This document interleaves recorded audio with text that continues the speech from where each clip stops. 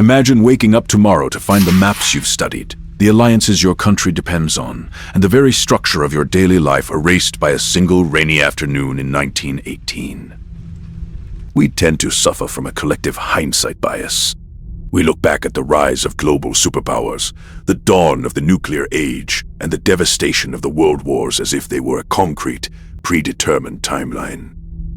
But peeling back that illusion reveals something far more unsettling.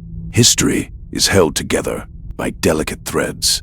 By stripping away our assumptions of what had to happen, we can locate the moments where our reality was actually chosen. The most significant of those choices lies in the trenches of the Great War. In 1918, General Erich Ludendorff launched the Spring Offensive, a desperate push that, in our timeline, ultimately failed. But consider a reality where that offensive breaks the Allied lines. The French and British forces buckle. The exhausted German Empire, driven to its absolute limits, secures a decisive military victory. Instantly, the global map fractures. This success rewrites the balance of power, shifting the center of gravity away from the Atlantic and consolidating it in the heart of Europe. Before a single treaty is signed, the history of the 20th century is rewritten. Recognizing a lost cause on the continent, the British establishment pivots. They abandon Europe to its fate and look entirely outward, focusing their strength on managing their vast territories across India, Africa, and the Middle East. Across the Atlantic, the United States reacts similarly. The American public pulls back into strict isolationism without the defining crusade of an Allied victory. The United States remains a regional power, and its evolution into a global interventionist force stunted by its own domestic focus. Meanwhile, Russia bleeds, forced into a harsh surrender by an overwhelmingly powerful Germany. The fragile Bolshevik state loses massive swaths of territory and plunges into a prolonged civil war. Put these pieces together, an inward-looking Britain, an isolated America, and a shattered Russia. In this world, the modern concept of an interventionist Western order never materializes. This political shift traps human brilliance in place. Without the rise of the Third Reich, the mass exodus of Jewish scientists and free thinkers to the United States never occurs. Einstein and his contemporaries stay in the cities where they were born.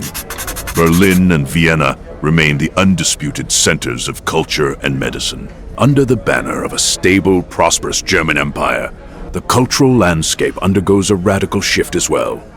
Hollywood never experiences its creative golden age as it is starved of the fleeing European talent that built American cinema. In our reality, intellectual and cultural supremacy is not dictated by geography.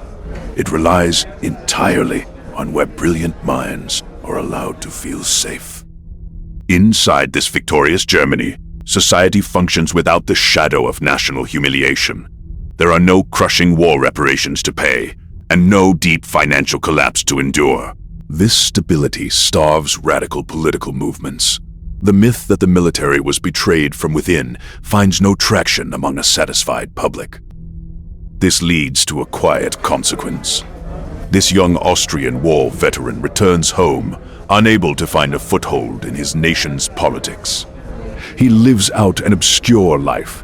He spends his days arguing politics in local cafes and painting adequate watercolors, remaining a harmless, forgotten figure. History suggests that the most destructive figures in our timeline are not inevitable. They rely on the fuel of a broken society to reach for power. This alternate German victory wouldn't have created a flawless utopia.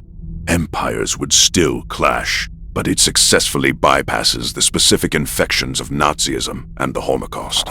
Returning to our actual timeline, we find the origin of that infection at Versailles. The architects of this treaty focused on punishing a defeated nation rather than reconciling with it. They left an open, festering wound in Europe by prioritizing humiliation over long-term stability, by imposing harsh conditions on the German populace. The Allies created the instability they feared. The horrors of the mid-20th century were the direct result of a botched peace. The way a victorious nation chooses to end a conflict is just as important as the military victory itself. Cruelty and victory reliably plants the seeds for the next catastrophe. A punitive peace leads to collapse, which fuels radicalization, and eventually returns the world to conflict. We should reject the idea that history follows a natural arc of progress. It is composed of fragile, conscious choices. The cycle only stops when leaders choose reconciliation over revenge. Look at the conflicts reshaping our global map today. When the fighting eventually stops, we must ask, are we building a lasting peace? Or are we just preparing the ground for tomorrow's wars?